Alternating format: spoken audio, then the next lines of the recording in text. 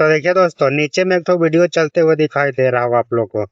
इस वीडियो में आप देख सकते हैं किस तरह से जिस जगह को मिट्टी भरवाने के लिए शहीद भरत भूषण तिवारी जी आवाज उठा रहे थे कि बाढ़ जब आता है, नदी का पानी जब आता है तो पूरा गांव के गांव जो है डूब जाता है।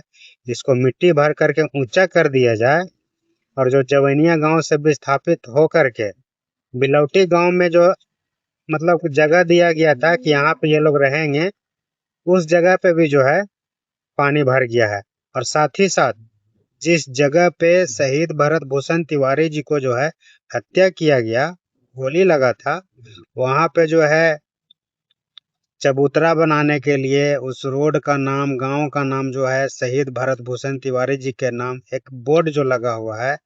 बोर्ड भी इस तस्वीर में, वीडियो में देख सकते हैं आप किस तरह से डूबा हुआ है। चारों तरफ जो है पानी भरा हुआ है। और ये पानी जो है ना, बरसात का पानी नहीं है, बारिश वाला पानी नहीं है, नदी से जो है बह के आया है। एक नदी है, छैर नदी करके नाम उधर का है। वो नदी का पानी जो है पूरा गांव में प्रवेश कर गया है। और जहां पे गड्ढा मिलेगा वहां तो पानी जाहिर सी बात है कि रुकेगा ही, भरेगा ही।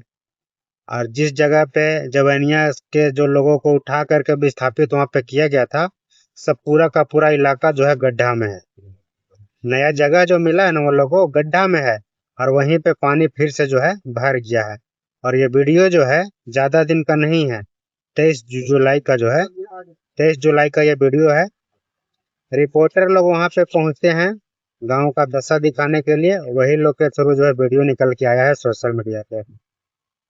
तो यही जो है गांव डूबने से बचाने के लिए भरत तिवारी जी आवाज उठा रहे थे, सिस्टम से लड़ाई लड़ रहे थे। और लास्ट में परिणाम क्या कुछ मिला? हत्या। अब फिर वापस देख लीजिए उस गांव में किस तरह से पानी जो है पहुंच गया है, डूब रहा है।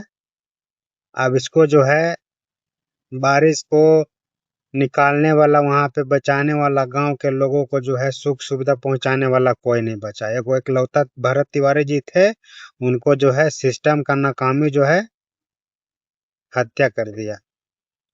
क्या कुछ कहना चाहेंगे? इस तरह का खबर जो है निकल के आ रहा है, अपना प्रतिक्रिया कमेंट कीजिए। बिहार सरकार के कान के पास तक ये बात पहुंचे, शेयर कर दीजिए।